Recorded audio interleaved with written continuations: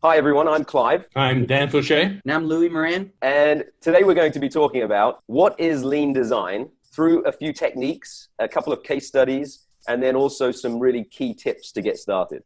So first of all, we'll talk about lean design and lean design in our industry. Dan has been practicing lean forever. A long time. It's really interesting to see the difference between lean in construction and lean in design. Because they are different, but they affect each other greatly. For instance, if a builder builds what's in the design, you can end up with something like this. Not a pretty sight. So they might be on time and on budget, but are they actually what the customer was looking for? I think this is a few pretty comical examples of what actually has been constructed to plan as well. Yes. So the design process that we see, it's a linear process, is it not, Dan? Aspirationally, it's a linear process. It's supposed to start with schematic design, and then at some point that's complete, and we launch into DD, and we're at 50% DD. By the way, the definition of which no one agrees on, and then we're at 95% DD. But actually, are we? The problem is the owner changes his mind, and we're back into rework. So we're starting over, and we're looping, but we've got a deadline to meet. So we finish DD and we move into the document phase. We got to rework again, and then we got to launch construction because we've already got a schedule. There's a deadline. Oh my God! But we still haven't finished design. It isn't very linear. It's more like this. Clive. Yeah, absolutely. So design is a crazy iterative process that goes round and round in loops that you can't really predict most of the time because of change, and that affects a lot of rework. And so it can be quite a complex process. It kind of looks like me walking in the park, a spaghetti diagram of me walking in the park. The problem is the design manager or the contractor, if it's a design build, has put a line in the schedule that says that's DD. 50% is going to be done on September 24th, period. Must be done. Yep. It's got to be done by then. And it's life just isn't like that. It is not one bar. One bar. One bar. Yeah. So not very useful to many people. So no. What is lean design? When we talk about design and when we apply lean, we hear lots of terms banded around. Can you unpack a couple of these? Kaizen means improvement. BIM, you know all about, virtual design and construction. Scrums as a part of the process. Lean in design does not mean less design. Perfect. And that's the important distinction. It's creating value for customers while minimizing waste for the design team. Rather than redesign based on changes, it's a way to design with less waste. Perfect. So understanding what the customer needs and really delivering that, not much else. And understanding what the designers need. So that we release work in a way that releases more work, and we design as information is needed. Many of you have seen 7 or 8 classic wastes. Rework is the big problem in design. In some cases, overproduction, over-engineering is a problem. There are a lot of resources for it. You know, as you look at those books there, Clive, there's one that's missing. Oh, there it is. Fantastic to have Dan on because he has just such a deep bench of knowledge about this subject. And we've worked together in the past on some really fantastic projects that have helped us understand how to improve and support that lean design methodology. So really, really pleased to have Dan on the team. There are lots of other groups around the world, and one of the biggest movements is the LCI. Lean Construction Institute was founded in the late 90s and really kind of kicked into gear about 2010. Its annual congresses draw about 1,600 people into major ballrooms. This was in Chicago. Around the U.S., and there are LCI institutes in other parts of the world. Some of you may have one near you. And so we talk about lean, we talk about design, and BIM is a big part of the two of those. Yeah. But so is BIM always lean? What could go wrong? No. No, because BIM is a process as much as a product. And processes may or may not be lean. What we need to do is figure out what in our BIM management is wasteful and begin to stop doing that and start doing more valuable things. So we've talked about lean in principle and the different terms used. Let's combine the two and start talking about what it is that we're attacking in the BIM workflow. So we've got 6 BIM wastes that we'd love to introduce. The first one is poor scoping. So really, how do you run a workflow that you have contracted for maybe an incorrect, overly detailed, overly generalized scope, it can be completely disastrous. Really difficult to understand what the customer wants if you're not able to clearly define it. So that's number one. Number two is the over and under production, as you mentioned there. So Yes. too much modeling at the wrong time can be really painful, because that creates then wasteful rework. Yeah. And then what happens if the customer doesn't get looks for? They can't do their work. If it's a quantity takeoff and there's not enough BIM, then the quantities will be incorrect. And that workflow using a design model is really, really important. Another one here, Dan, which I really love. We've got one example on the left, which is costing us more money. They're both okay, are they not? They both solve the problem. It requires good planning of the plan. Right, to know what you're looking for and when. So the other one is waiting. If you've got a large model loading time on a poor hardware from a BIM perspective, that's waste. Yeah, you're waiting for something and that's wasteful.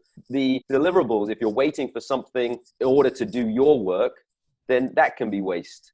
Waiting for decisions. Clive, you and I both have experience with projects where the people who are making decisions were not part of the planning process, so they didn't realize how much they can mess up your schedule, your design schedule, by not making a timely decision. In order to understand what that handoff of information is, having an early plan and making sure that you communicate between the teams is really, really important. Yes. And then the perfect example for our industry with BIM is the clash detection, the coordination. If you build it once and it's trying to occupy the same space, you have to move something.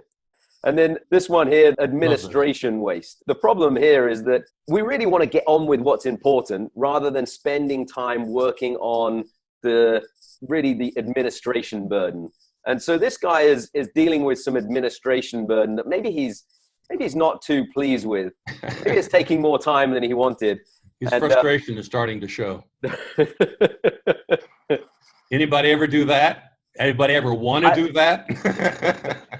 I have wanted to. I have wanted to many times. I've never actually done it. Yeah. So there are companies out there who are doing a better job, who are improving on this. Absolutely. And so we've talked about generally what Lean is in design, and then some of the waste that we want to attack. And now, Dan, we'll start to talk about phase planning and weekly work planning are two techniques that we can use to really drill into and understand how we can help the customer and make that process a lot leaner. Yeah. So phase planning operates at three levels. First of all, you milestone level, the strategic plan, the 30,000 foot plan. And you might think that means 50% DD, 95% DD, but there are probably some better milestones along the way. And they probably have to do with decisions that have to be made or approvals by a government agency that have to be made. And then there's the phase pull. The milestone pull, the strategic plan might be for the whole design sequence, but the phase pull might be for a much smaller chunk of work, a more manageable chunk of work. In construction, it's 2 to 4 months. In design, it may be 2 to 4 weeks. But it kind of depends on the speed of the design. And then once you have a phase pull, that means all the different steps involved, then you drop down to a weekly work plan so that there's accountability and a weekly check-in, and people are making sure they're giving what others need as they hand off work down the line. So 3 levels: planning kind of big, long, yearly, planning a bunch of stuff, and then planning a week at a time. When we in BIM define information delivery milestones, we're defining what is required and who's required to do that from a team perspective. We have all of this content that we could start creating and putting in the model. But what happens if all of those teams start putting all of that content in at the same time? Well, we know, and we've just seen one of the waste clashes. It's just all dump work, yeah, right. It just is all rework. So in order to combat that, it would be advantageous for teams to put their content into the model at the right time so that they don't have to move it.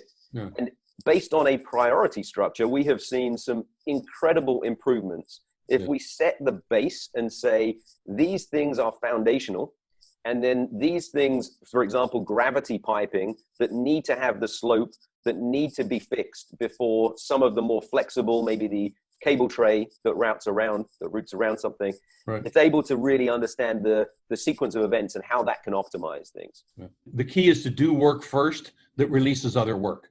Absolutely. And the principle is not starting everybody at the same time, but as you can see in these smaller bite-sized parts of the workflow, as we've planned out the milestones and the phases in the project, we can start teams at the right time and have their work always in place, in the right place, rather than that iterative looping that is necessary because that hasn't been planned as a sequence. So how can we use pull planning as a technique to help us? Dan, do you want to talk? Yeah, the key word is pull. What it means is you start at the end and pull backwards. You move from right to left in planning. Of course, you're going to execute from left to right. But in order to plan, you want to start with the milestone you're pulling from and say what has to happen just before that, and then just before that, and then just before that. And in terms of designers, what information do I need to do my part of the design? Well, I want that to happen before me. And that's all we're doing here. And so having a way of having a task that is represented maybe by a card, a sticky note in some way. We've seen much more powerful impact on the team when you have a visual. And then being able to use that, as you said, start at the end, plan backwards the sequence, put those tasks in order and write the notes and what I need in order to be able to do that. A lot of the time that plan is left on the wall. Yeah, left on the wall, yeah. Some of the challenge... In design, it's not that easy. Absolutely, yeah, because everyone's gone back to their own offices. So there needs to be a way of capturing this. We have the ability to capture in a digital form that everyone has access to. And those tasks, those cards, can be represented as the period of time that they've just committed to, and also represented so that we can have the dependencies that they have asked for, and also the ability to have a checklist. So as we're going through this workflow, it's really important to be able to define that in electronic form as well, with dependencies, etc. And the nice thing about this is it integrates what was scoped in Plannerly with the actual tasks, so that we make sure we've got them all accounted for. Yeah. And so that's talking about the pull for the phase. When you start to work on those tasks on a weekly basis, what's different? How are you looking to then use the information and track and control that on a weekly basis? On a weekly basis, you're no longer pulling, now you're pushing. And sometimes you're really pushing. But the whole point of the weekly check-in and planning work on a weekly basis is accountability. Because you want to hold yourself accountable, but you especially want to hold other people accountable to deliver their promise to you when they said they would, so you can do your work on a timely basis. And that's how the weekly work plan works. And it's a way of keeping everybody informed. And if we didn't meet our commitment, why did we not? We need to figure out why. And being able to manage those tasks in a simple Kanban board, we've seen the visual nature and the simple drag and drop and the filtering of just this week's tasks, removing a filter to be able to aggregate and see everybody's tasks, just so that you can go through that workflow, checking off what needs to be done and making sure, as Dan said, everything that was captured in the pull plan is then tracked and controlled and updated so that everyone knows where it is, where things are.